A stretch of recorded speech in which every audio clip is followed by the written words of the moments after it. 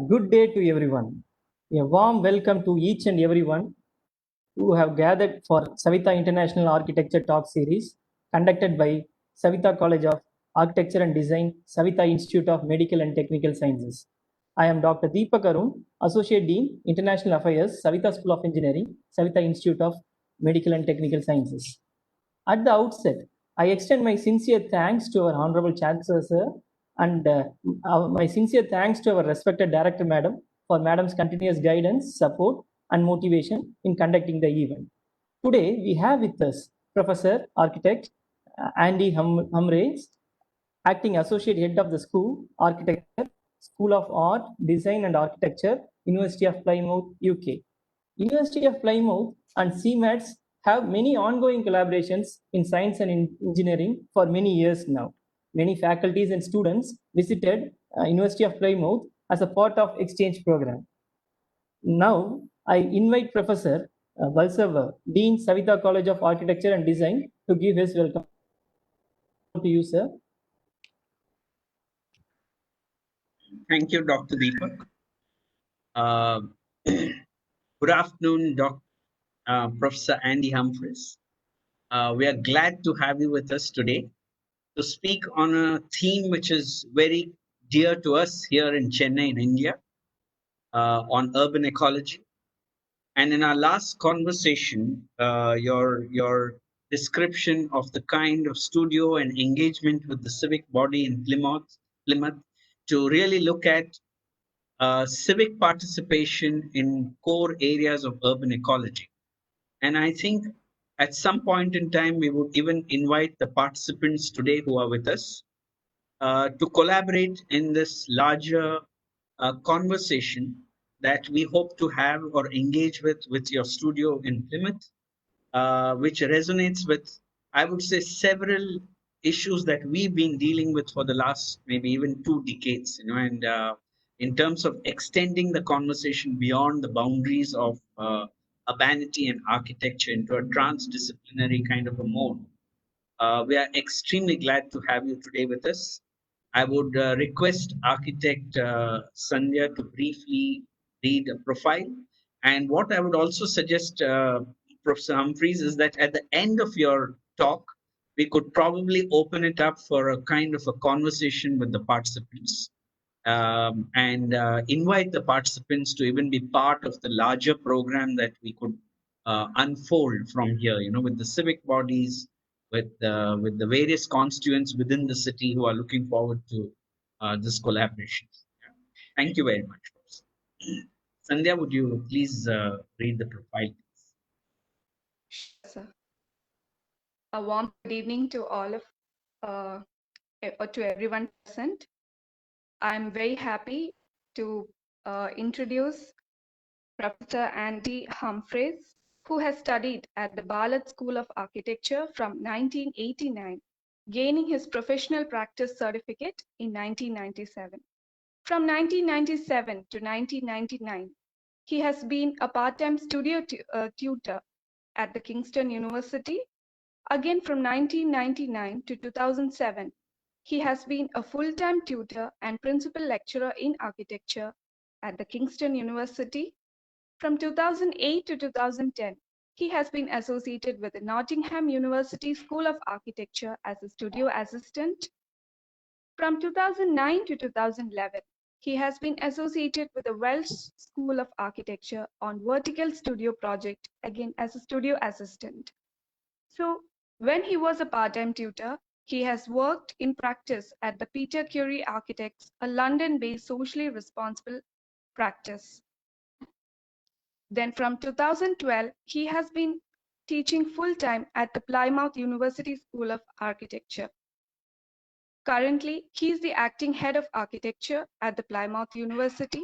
He has also run various workshops and has been a guest critic at various universities. We are very happy to have you here, sir. On to you, sir. Thank you. Thank you very, very much for that very, very warm welcome. And thank you to everyone for asking me to give this presentation, this talk this afternoon to you all. And it's a real honor and privilege to be able to share some thoughts, meanders, ideas, excuse me, but most importantly, student work, because the primary audience here are students, as we go forwards to understand the key issues that we need to face, which we are facing and need to go forwards with, to allow architecture, and in a sense, it as a discipline, I think, to have relevance and meaning going forwards into the future.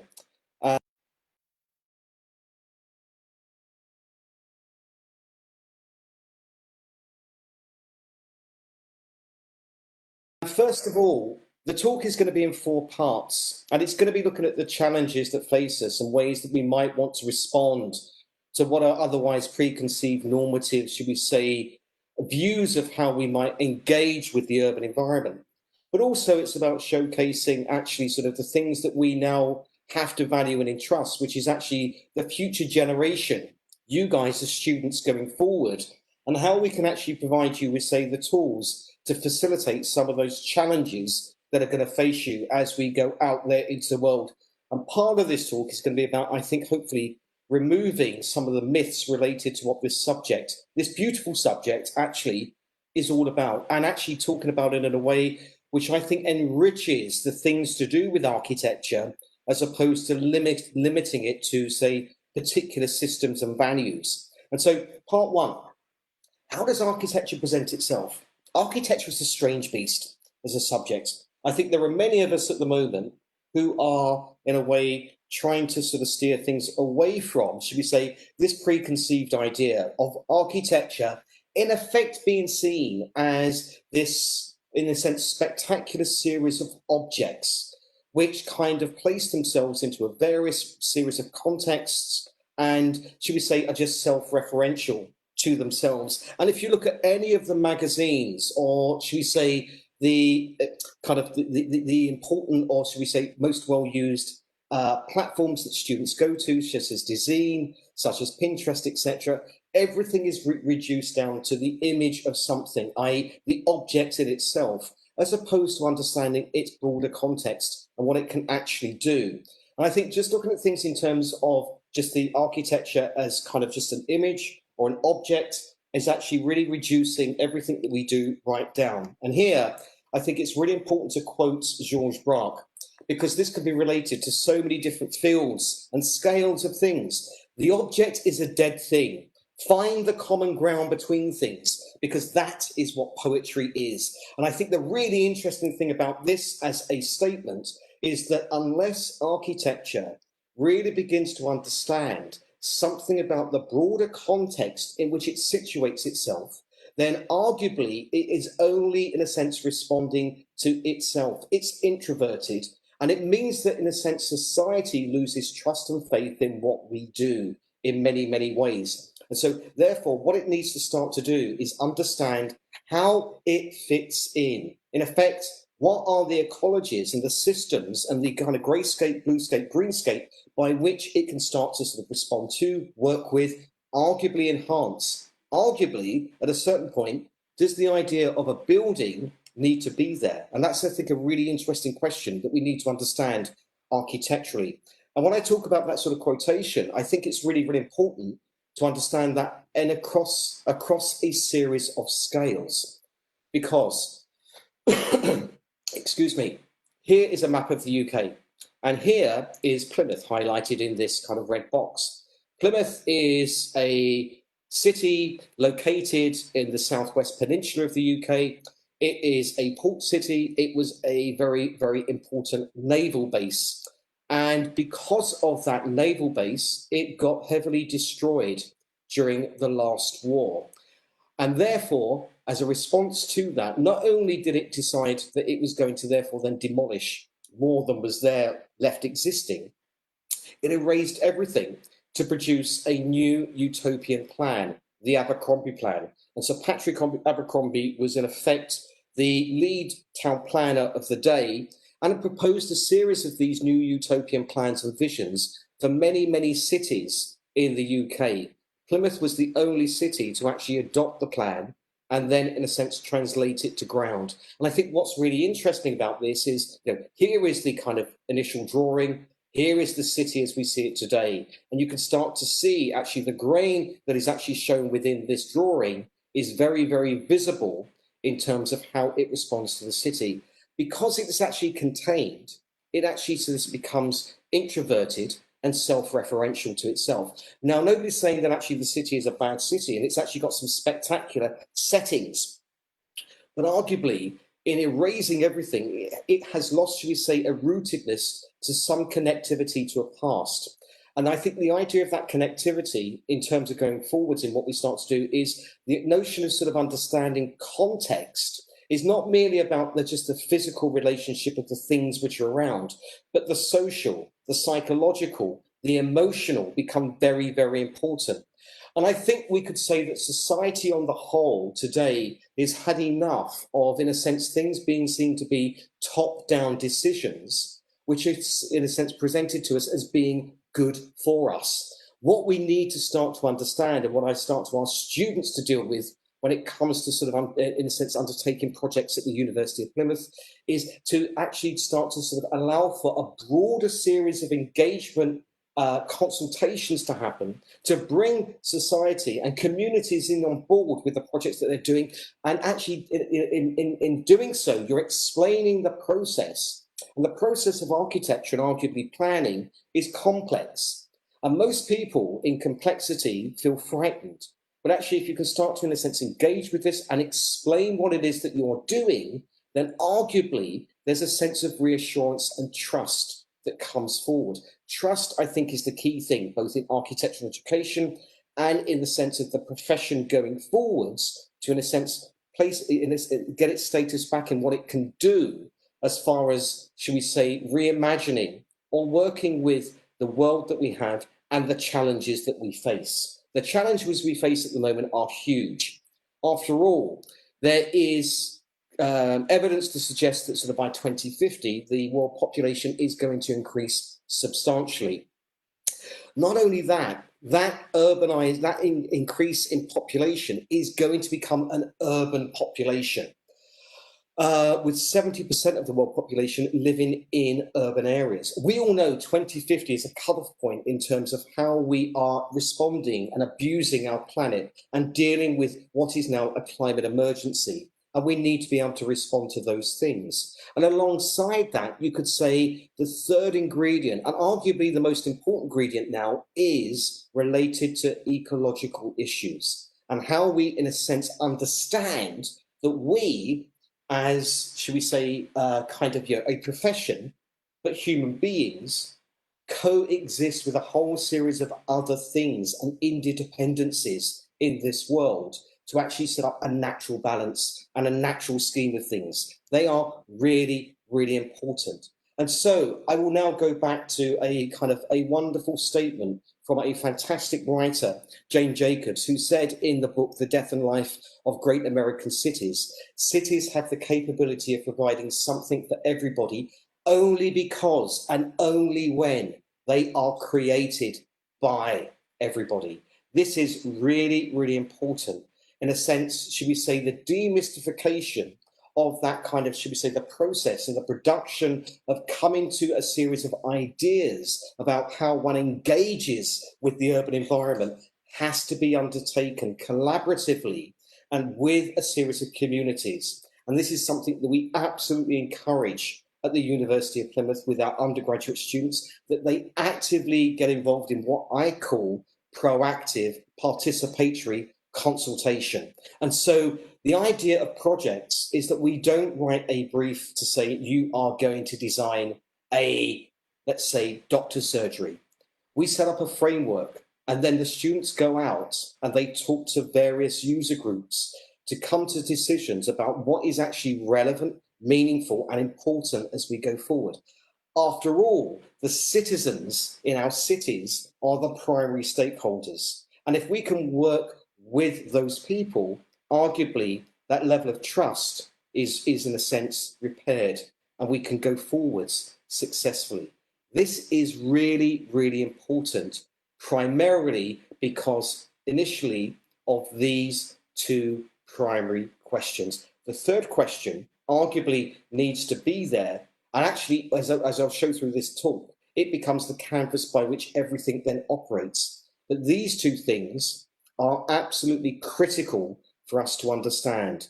And if we follow the model that we have today right now, everybody is going to be dissatisfied. And we're going to live in increasingly sort of, should we say, urbanized, densified settings where there is no quality of space.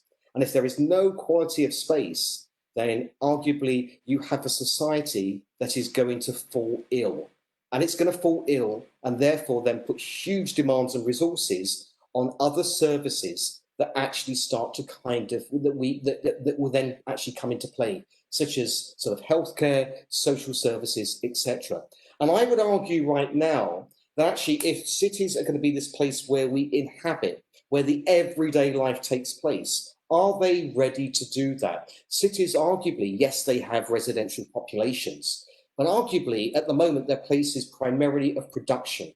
They're places of commerce, they're places of law, they're places of legislation, and they're places potentially maybe of, should we say, prescribed leisure, such as sort of cinemas, arenas, theatres. But the idea of the, in the sense, the encounter, the everyday happening beyond that, and the idea that sort of a city can accommodate somebody from either the age of 80 or the age of 2 safely and enable them to actually engage in those spaces, I would say is something that is probably up for grabs at the moment, and things that we definitely need to be talking about.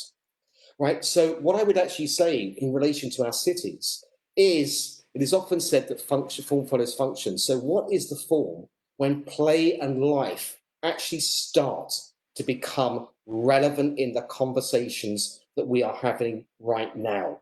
This is, again, something we now need to think about in terms of thinking about an architecture that gives back in some way. And so the first part of this is setting up, in a sense, the canvas of the problems, the demands, the scenarios, the situations, and the way we need to start to begin to respond to them. Part 2 is actually just a kind of an extract from the first paragraph of kind of a book, sort of a paper, Continuity and Change in the Contemporary City, by Dalibor Vesely. And I call this Situation and Settings, a way of rethinking. And I think I just want to go through these in a little bit of detail with you. Situation 1. Situation, unlike system, is not a technical but an ontological term. In more precise formulation, it is our mode of being in the world. Now, if we start to think about this, this is actually beginning to talk about the idea, shall we say, of the places that we encounter.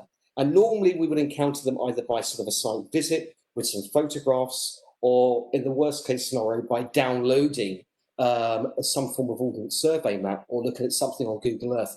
But these things actually start to become and define the play, the space by which our mode of being begins to start to operate. This is really, really important.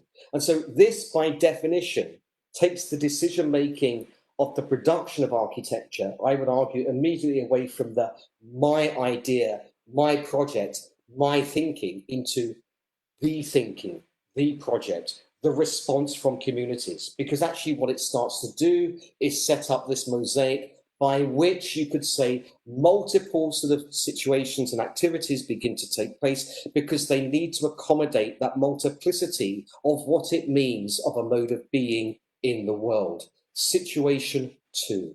The understanding of primacy and typicality of human situations is the most concrete way of understanding the reciprocity of our experience and the surrounding world, and the revelation of the human qualities of this world itself. Here, I think there is something really important. You could say that sort of the representation of society in the sense of civilization is a relationship towards what has become the constructed urban artifact from that position. And arguably, it sets up a value system by which we begin to, in a sense, understand and present ourselves externally to the world and to ourselves and to broader audiences. Also, alongside that, rather than it be limited to this idea of commodification and merely kind of, should we say, production-driven economies, it has to start to respond to the way in which we inhabit, and those qualities, those other things that begin to exist to enable us to want to, in a sense, engage with and be, in a sense, stay in certain places. Situation 3. Situations are the receptacles of experience and events which deposit in them meaning, not just as residues, but the invitation to a sequel, the necessity to a future. Start to think about this. Spaces that we construct, and all of these images so far haven't shown a building. They're in a sense the interstices, that common ground, the space in between. What they start to do, if these spaces are adaptable, if they're beautiful, if they're engaging, if they actually start out something by which you can participate, they are an invitation to enable activity. They actually then build up something about a past because there's this thing of memory. But because they are so engaging, they actually become an anticipatory device for returning. They construct a future. And I think these things are really, really important, that the conversation of architecture needs to, in a sense, engage with these issues, because the building on its own may well resolve certain issues that we are dealing with right now, but there is no way that on its own is actually going to deal with societal needs.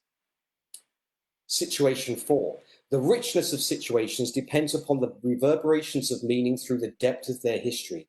This is possible because situations are not homogeneous, but historically stratified, and because certain aspects of life change very little, while others change more rapidly. Here, there is this idea of something to do with, say, ritual, routine, the idea of kind of the security, maybe, of memory, but of transition and change simultaneously. And I think in this thing, the idea of the measure and the momentum of the pulse of place is critical to understand when working with an architectural project.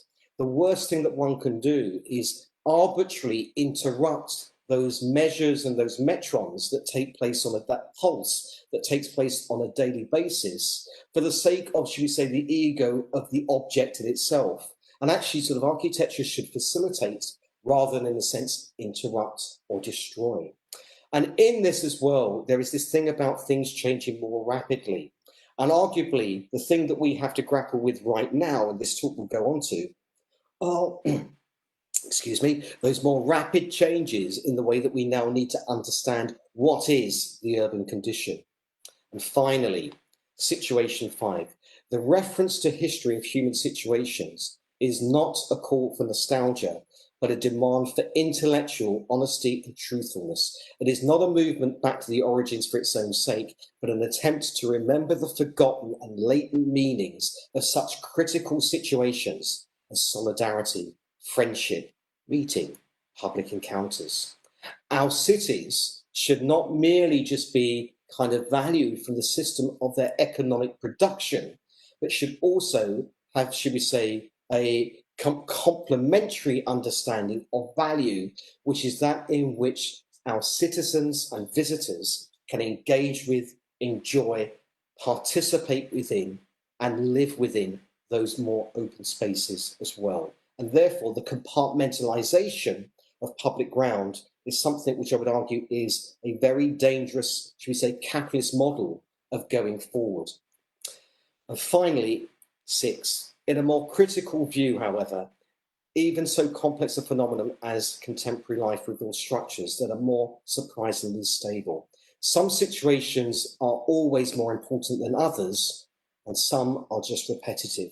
And begin to think about that in terms of how you negotiate and navigate your way around things. There are things of the everyday which may be seen as low value, potentially to the outside world, but are critical and meaningful to the inhabitants of that society. And of course, there are other things which become, say, sort of grander and have greater status of public participation, of things to do with sort of ceremonial acts, etc., etc. And therefore, within this, there is this idea that cities are not just deemed to be one thing.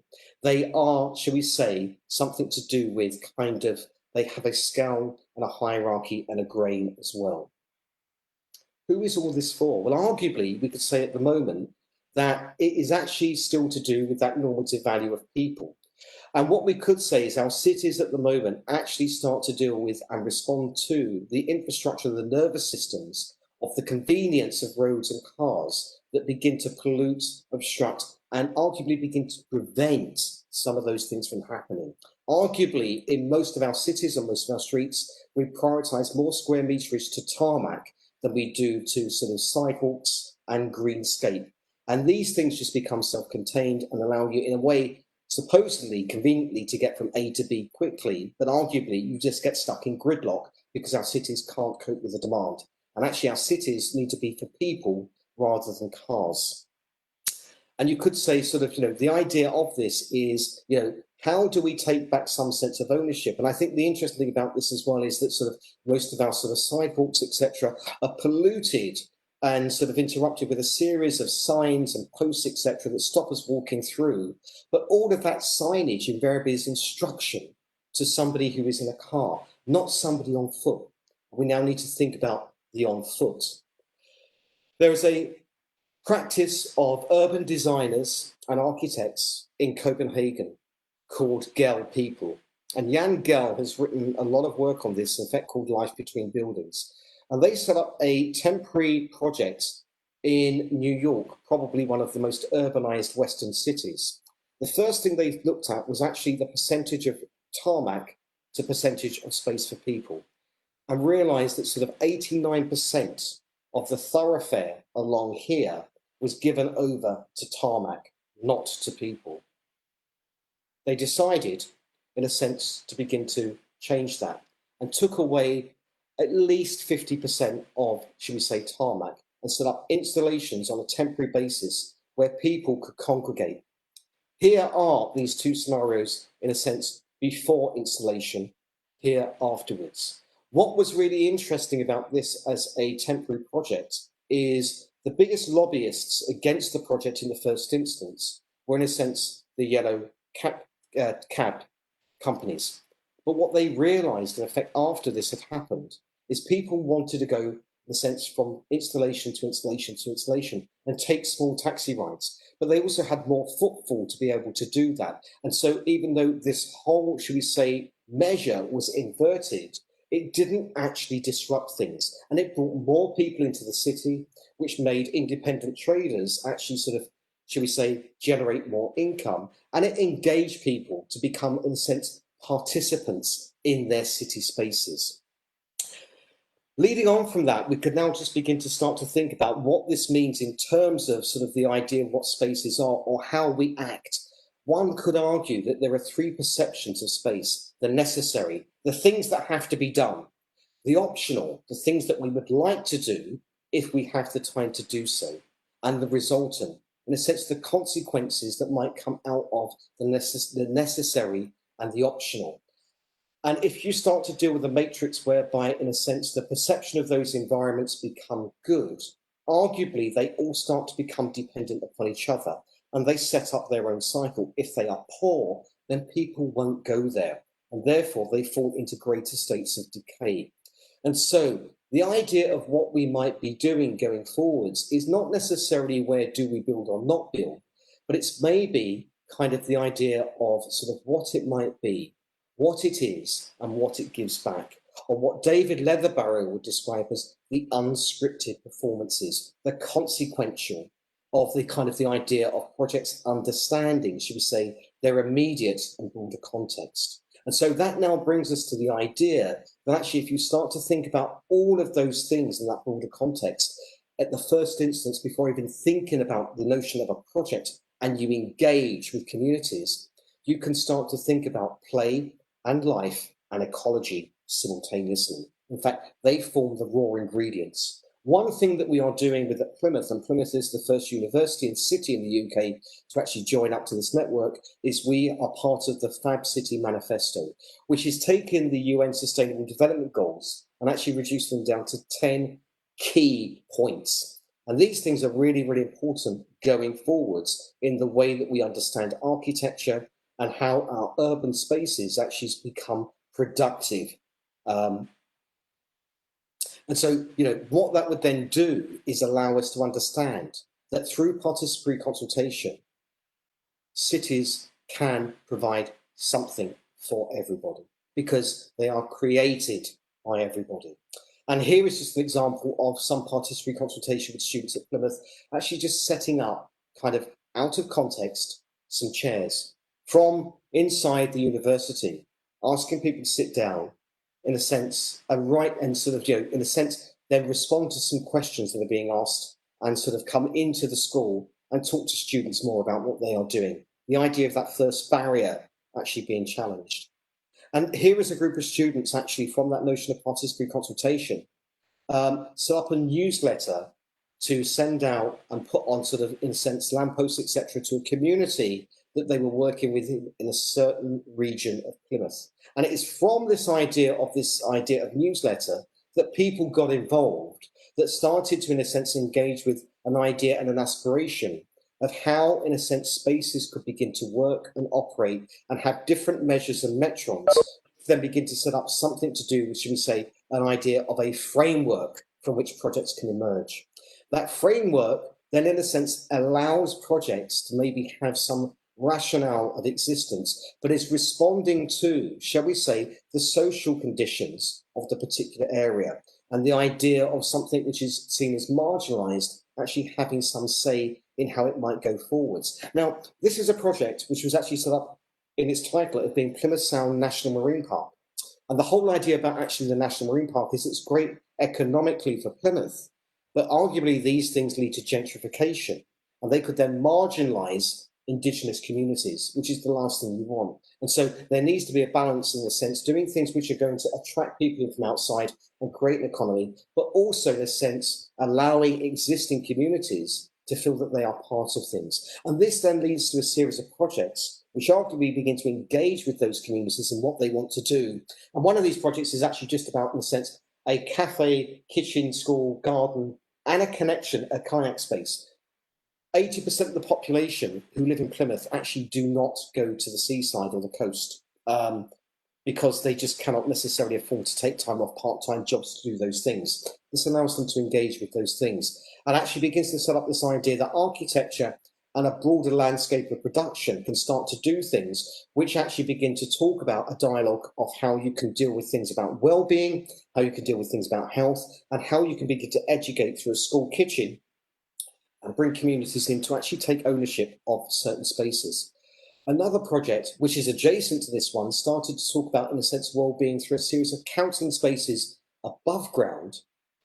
But then, so there's this idea of these spaces which people can go to. But it's also about this production of, in a sense, essentialised, etc., so that people actually dealing with sort of, say, mental stress, etc., can also then below ground engage with a series of baths which belong to them, and actually also nurture the body. So the body and the mind are actually sort of beginning to engage with things. And finally, a project here, which is actually dealing with, in a sense, kind of a notion of a refuge, a safe space for women who are feeling, in a sense, marginalised, and arguably also part for, in a sense, for sort of abuse, which has happened a lot through lockdown, but also in a sense for migrant communities as well, a place where they can come together. And the metaphor of the pottery studios, in a sense, enabling somebody to rebuild and think about the idea of clay as this amorphous mass, but actually you can make it into something. And the idea of making is also a space where you can come together and discuss ideas. And therefore, it allows us to create a safe haven, but a meaningful way of coming together. And again,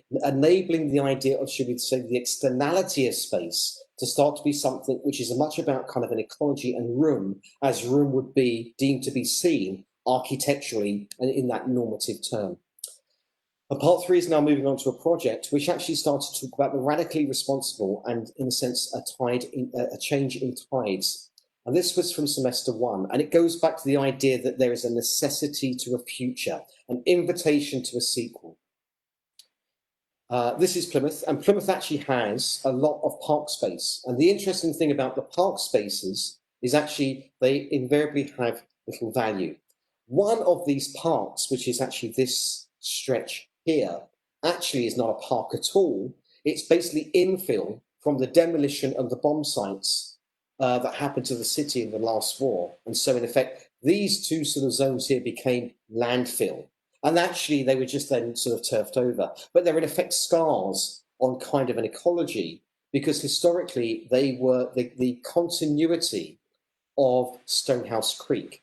And Stonehouse Creek, by definition, actually had its own ecologies that kind of responded to and became an absorbent material to, in a sense, rising waters or surges in tide levels that could kind of, in a sense, absorb things that are going on with the city. And so, in a sense, if you take away the idea of the residue filled in, what would be left here actually is bodies of water. And this is the idea of the park at the moment. And the problem with it is actually, apart from kind of, in a sense, a cafe, which is here, it's unprescribed, generally speaking. And so it actually becomes spaces within its edges of, should we say, antisocial behaviour. And so working with Fab City and the Future Parks Accelerator to promote these spaces was the idea of setting up an agenda for students to work to. And the idea that actually, should we say, the greyscape is deemed to be of value, but the greenscape is deemed to be of no value whatsoever. And if we're going to go forwards with the challenges we have right now, these two things need to start to understand they have an equity of value. The first thing the students actually started to do was actually unplug the creek. And therefore, it starts to allow, in a sense, a wetlands to begin to emerge. And then from those wetlands, there are a whole series of, should we say, natural interventions, artificial interventions that begin to emerge. There are certain things that then, by doing so, allow for a biodiversity to begin to take place, which actually is of benefit to the local community, and the local community actually being a very, very poor community within the UK overall. It also begins to set up a series, should we say, of infrastructural decisions by which projects need to then begin to respond to in some way. And arguably, it is actually this primary territory here that is the thing which is of key importance. And so there is then, in a way, a master plan which is set up, off of which one can see there are 1, 2, 3, 4, 5, 6 projects which are beginning to emerge. In a sense, all having a conversation invariably with each other, but all responding back to, should we say, this broader canvas that has been set up through that research. And there was then an individual project from this, which actually, interestingly, is it the architecture or sort of what it sets up as a time sequence, which is more important. And so here we can see, in the sense, the architectural representation through sort of kind of line drawing, through model, and then through computer drawing. But I think what is really interesting about this as a project is actually it is responding to a setting which is actually all of this canvas here, and allowing, in a sense, the idea that the architecture itself could not exist without actually acknowledging and understanding that broader, shall we say, canvas that is beginning to emerge. And so what the project starts to do is understand the relationship that as a society we have become out of touch with certain things which are of value and meaning to us, both in terms of climate, because obviously, in a sense, green spaces are huge carbon sinks, but also in terms of our own well-being simultaneously. And that sets up something whereby you could say the timeline behind this is as much about the architectural response, i.e. this, as it is, in a sense, about the interventions sequentially that are going in that start to set up a project that actually changes through the duration of time. And so there's certain elements of this project that become sacrificial, and there's certain elements of this project that have a notion of duration and things that respond to rising tides simultaneously. The students were then asked to reconsider what that project was and present a brief back to, shall we say, a series of organisations that might begin to take something forward. This student, with this idea of this challenge, started to think about what was relevant and meaningful to this project in terms of what it might be, and understood actually that the stakeholders are the residents. The kind of key players would be, in a sense, the National Trust, who in a sense are kind of partners within Park, and the City Council. They saw the resources as not necessarily being architectural inputs, but arguably building upon the infrastructures of, in a sense, what can be a potential, shall we say, ecology that already exists there. And in doing so, came to the conclusion that the architecture becomes secondary. Primarily, it's the idea of actually enacting and enabling this biodiversity in these spaces to start to happen and take place, onto which architecture and spaces such as, in a sense, kind of monitoring sort of how wildlife can be, setting up bird hides, arguably setting up a carbon stock exchange, can then start to emerge from. Setting up the base ground and translating that into a language that everybody can understand is the key to the invitation to enable everybody to participate. And so interestingly, the final project as a proposal was not a building, but in a sense, a call to arms, a series of, should we say, an advertising campaign, a series of posters. And obviously, as, should we say, sort of students of architecture, we participate in a whole series of representational skill sets, which means that we can become graphic designers, and we, as well as architects, and we need to translate ideas down succinctly to enable people to understand what we're doing as the bigger picture. This phrase, "what's that worth to you?" was really kind of captured and enjoyed by the National Trust, a national organisation in the UK. And it's actually, in a sense, then the student presenting some of these findings back to the National Trust and what these posters can do, how they can operate, and in a sense, what platforms they could begin to work on and to, that allowed this thing to actually begin to kind of set up a momentum. And actually understanding research that during lockdown, 2/3 of people say they have become closer and value, should we say, open spaces, and things to do with, let's say, an idea of nature, although nature, we could say, is a human construct today. But it also means that they are of intrinsic value to our well-being. And in a sense, "What's that worth to you?" was adopted by the National Trust and is now a campaign which is happening in Plymouth, Birmingham, Bournemouth, Christchurch and Poole, Cambridge, Edinburgh, Islington and Camden in London, and Nottingham. And this means that this student has actually just graduated in June, and they're now acting as a consultant for all these local authorities, allowing that campaign to come through.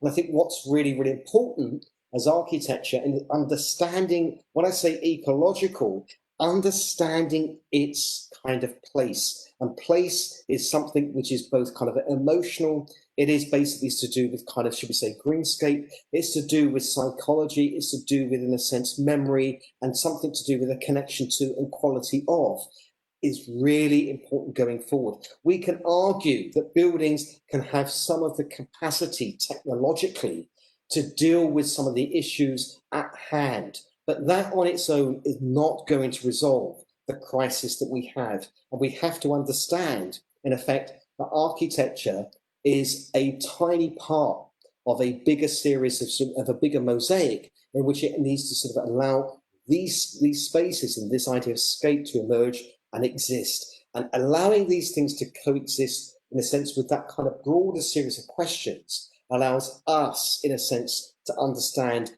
what needs to be built, when it needs to be built, what the value of that is, and arguably what it starts to give back. What it would then begin to do is allow the fact that, in a sense, both of these sets of urban conditions are of equal value to us as we begin to go forwards, and therefore should not be compartmentalized and valued as terms of merely economic production. Other modes of value and economy need to emerge. It allows us to then understand our mode of being in the world. It allows us to understand that actually sort of we have a reciprocity of our own experience, and that is a revelation of human qualities back to the world and engaging with the world in itself. And most importantly, it is allowing things and spaces to become an architecture, to become receptacles of experience and events that invite a sequel and necessitate a future. Thank you very much. Are there any questions? Thank you, Professor Andy. Let's open the forum for question and answer session. Like Professor Balsaga sir,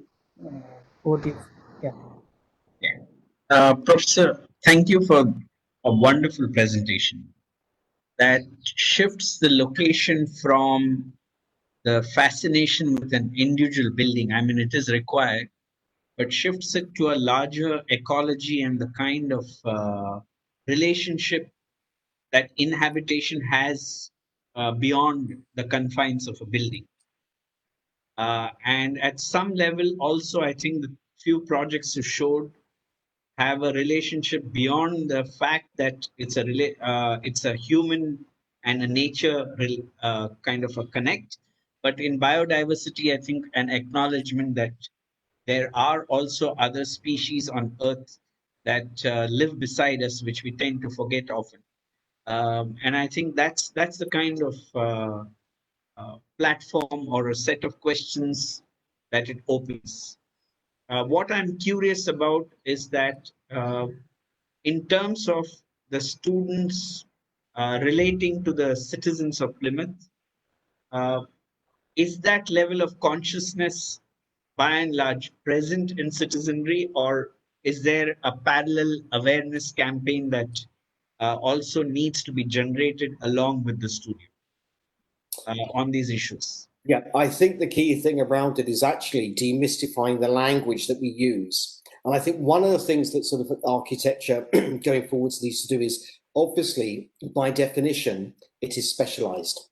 And it needs to be specialized, but it also needs to actually translate complex ideas into something which is tangible and understandable to a wider audience. Because one can have the most wonderful ideas, but if actually people don't understand what they are, invariably they're going to be skeptical of what it might mean and what it might be. We can see across the world at the moment that actually there are political shifts. Societies are fed up in a sense with the kind of structures of kind of, should we say, hierarchy and decision which are happening everywhere. And in a sense, allowing students to say, you need to have this other toolkit, I think is critical to a way in which we can start to understand things.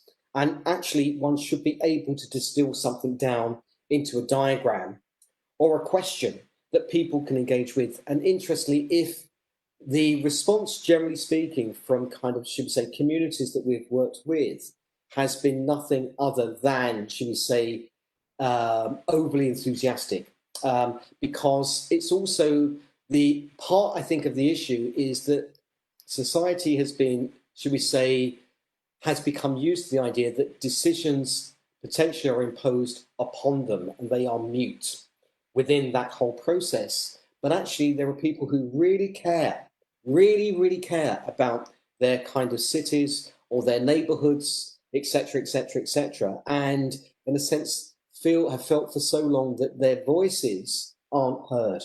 And I think getting in a multiplicity of various communities with, should we say, different kind of views, different values, I think is really important in inviting the students to also understand that when you go out there, actually in industry, the first thing you're going to realize is you're not designing things for yourself.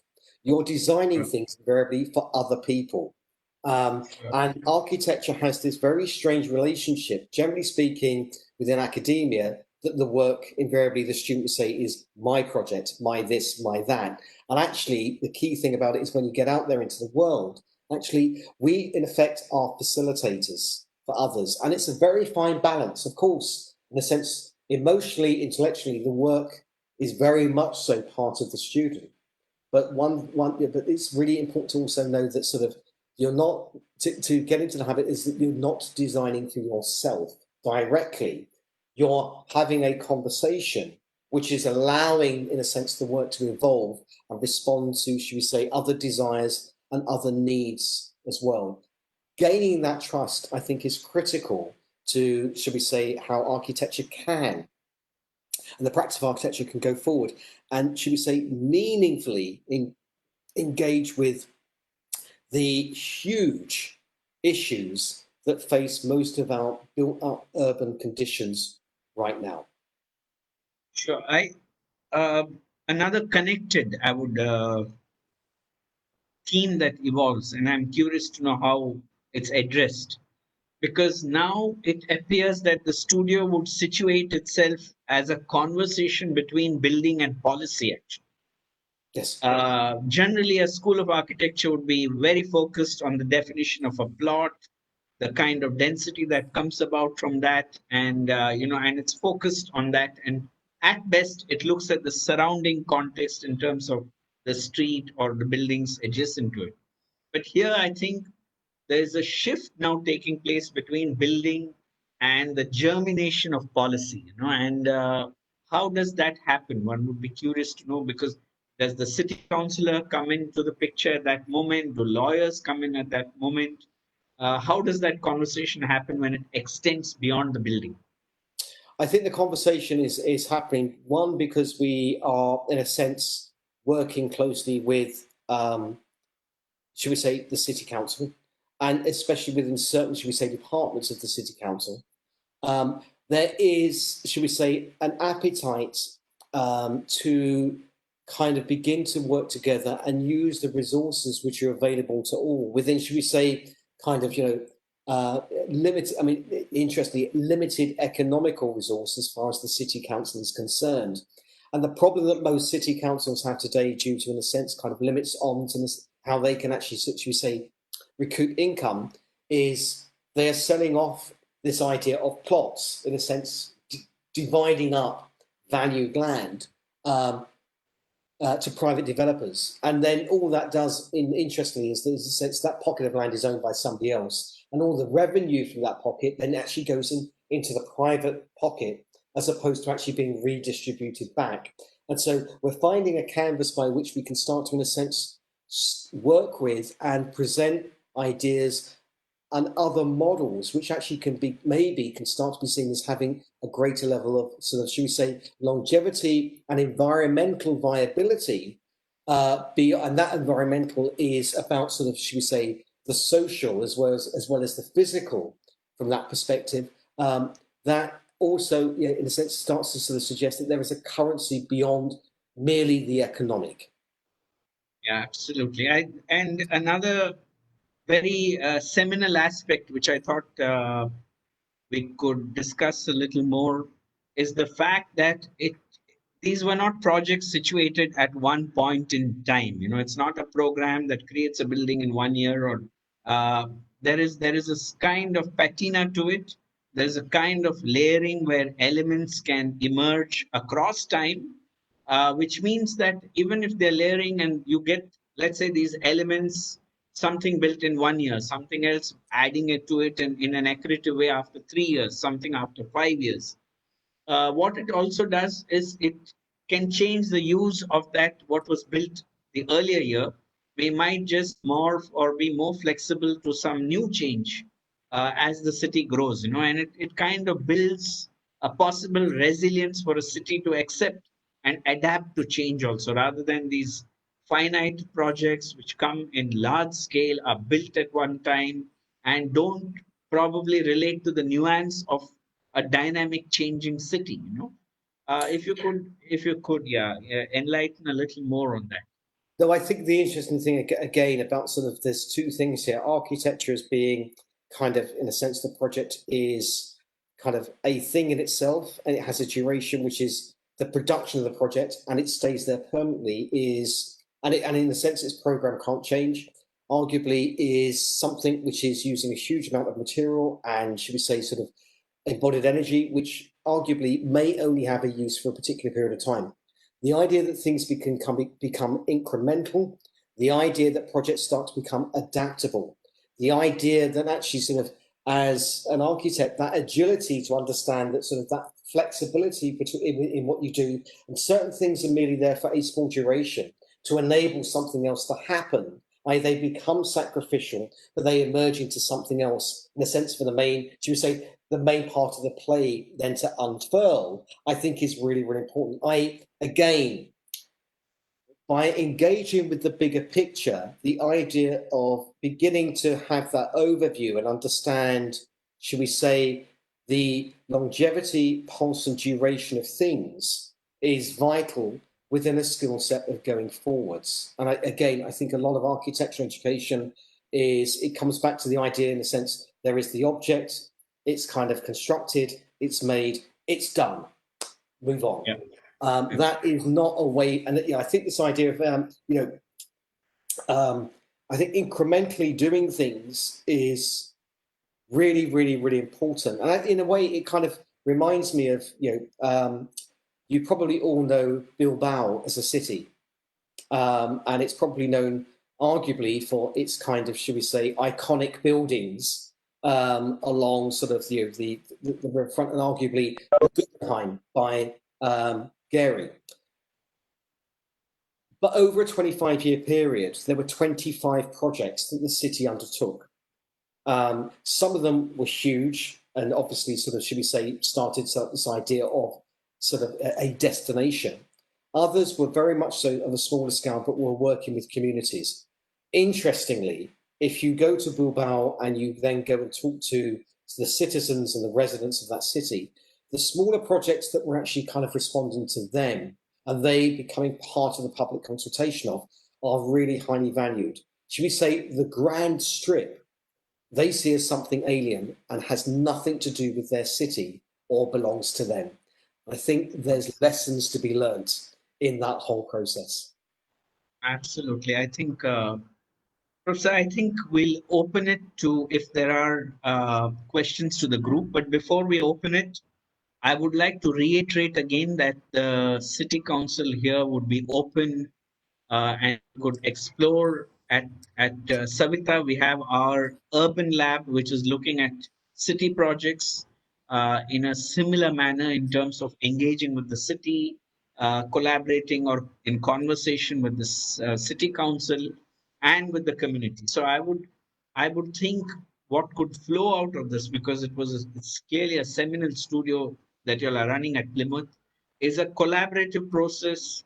And those who are listening in today maybe could write into us and even participate at a much broader level into this Plymouth Saveetha kind of a collaborative international studio we could hold with this core as community participation and growth over time, and how does it respond?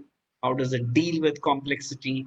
So in that context, I would request the participants to raise a few ideas or responses to a wonderful talk that we've just heard. Would someone, Radhika or anyone, would like to respond to this? Or Sandhya, Shreya's here. Many are on FB Live. They're texting me, so I will read out what they are also asking. But in the meantime, there's the group here that would Prasanna's here would like to raise a few thoughts and converse. I think it's a wonderful opportunity we can do that. Please do, please do. Yeah. Seriously, guys, talk. I'm not scary. Maybe in the meantime, I'll just read out what they're texting. There are many on Facebook Live, and they're texting here. I'll kind of read out what they were asking. One question, and I think it's a wonderful question. Does the studio, when it complete, move on to a real-time project with this city council beyond the confines of the school? Is one question. Well, I think that's a really, really wonderful question, actually, and thank you for sort of posing that. This is a question from Malaysia, a student from Malaysia. Right. Okay. I think the key thing here is that we are in the process, in the sense of starting this up, and I started up about 2 years ago with, in a sense, a studio talking about civic celebration and, in a sense, participatory space and, should we say, kind of processional space in cities. And so it's now sort of in its third year, and should we say, the momentum and has built up whereby I think opportunities of some of these things to begin to take on a life beyond is beginning to emerge. And arguably, let's say with the project that I just showed, that has now, that's taken on a life of its own. The student who literally has graduated 6 weeks ago as an undergraduate student is a lead consultant working with, I think, 8 local authorities, which I think is an amazing position to be in. And whether or not some of the, should we say, the architectural elements of those projects then begin to emerge as a conversation out of the idea of understanding that that primary canvas is of value first.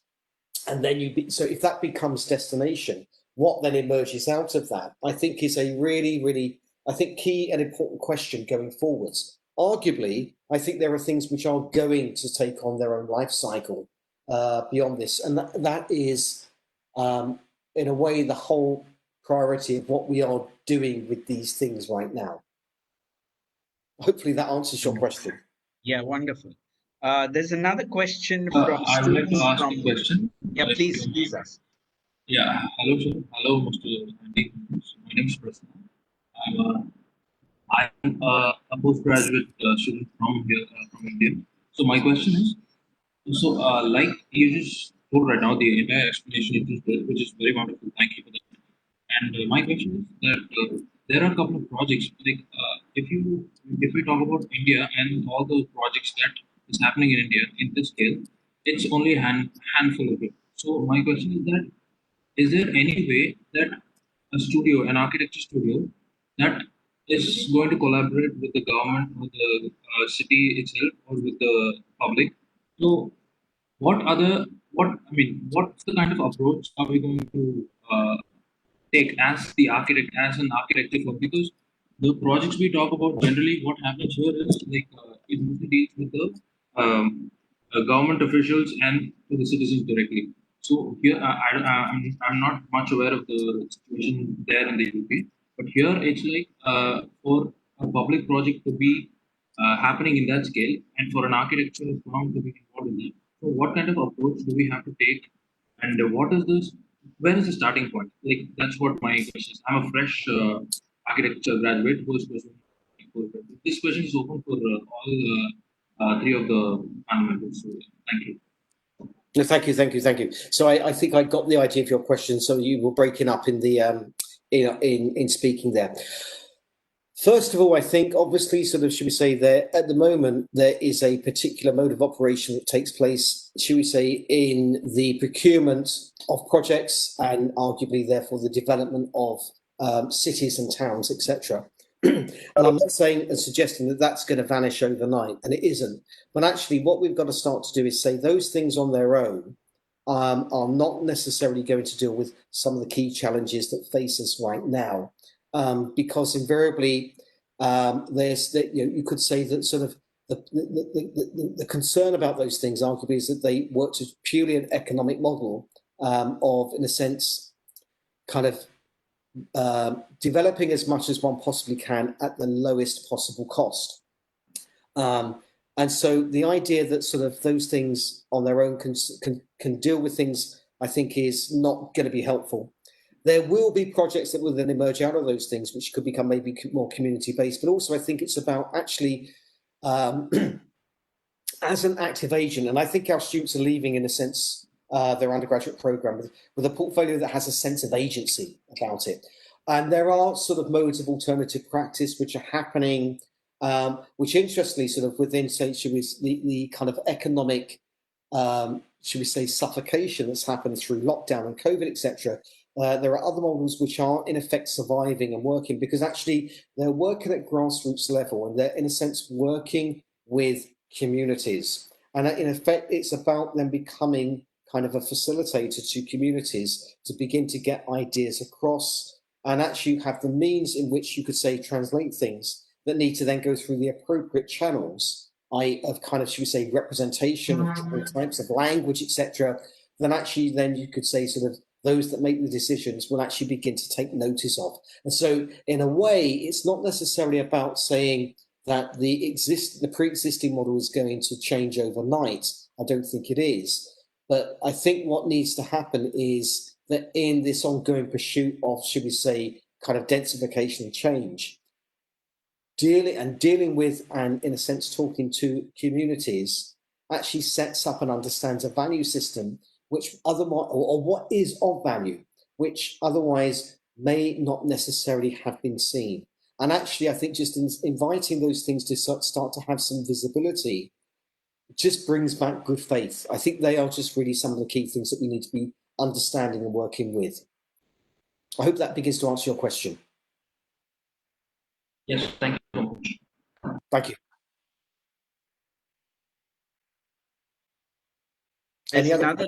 There's another question from students from Sri Lanka who have logged on.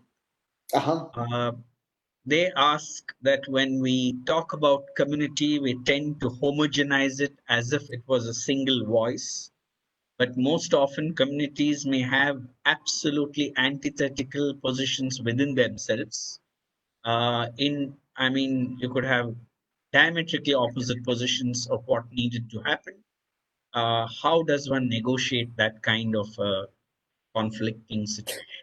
Well, I completely agree, and I think actually that's something which potentially is also sort of beyond directly beyond sort of, should we say, our remit. But the key thing about it actually is those situations, those intransit situations, are either going to, in a sense, dig in even further by ignoring that situation, or in a sense by beginning to confront the situation and understand that sort of one may have different sort of should we say sort of values, etc., or beliefs, or whatever that might be. But arguably, and interestingly, within all of this, we are part of a bigger, should we say, coexistence network with the idea of sort of ecology, etc. And I think actually, looking at those bigger issues allows us to put some of our own conflicts into a sense of perspective, which says that the challenges that we face real challenges of climate going forwards, that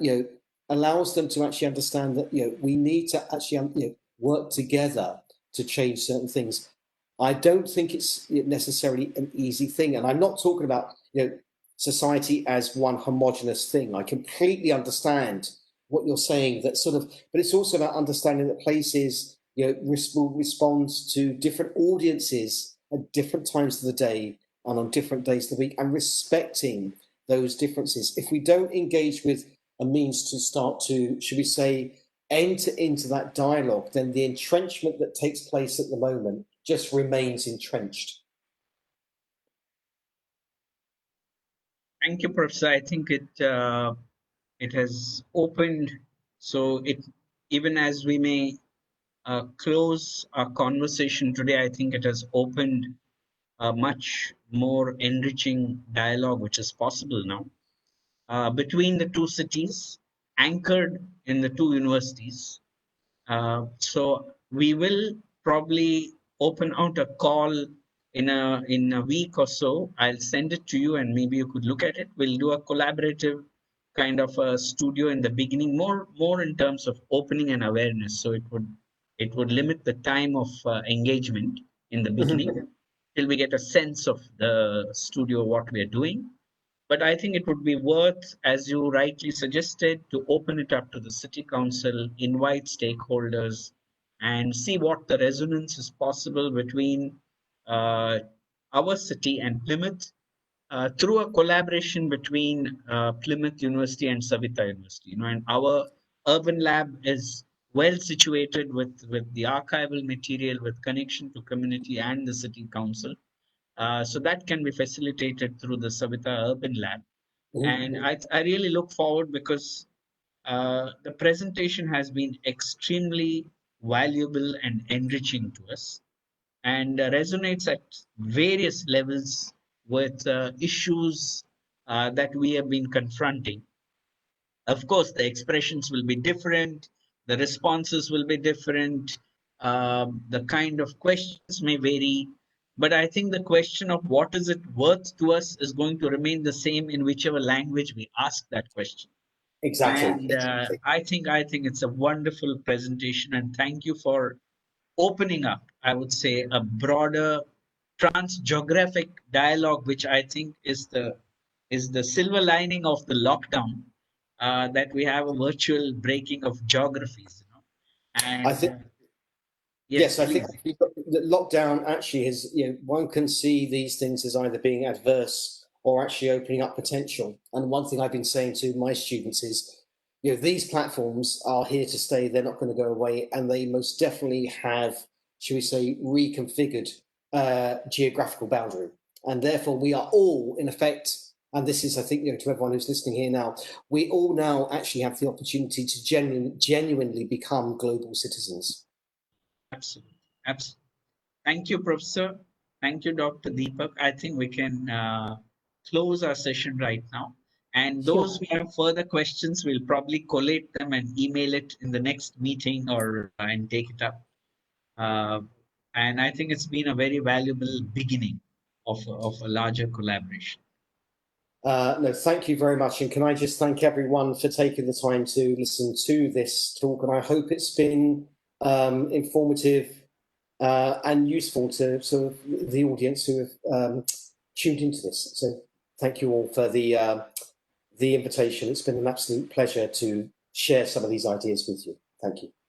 Yeah, thank you everyone. Thank you. Thank you.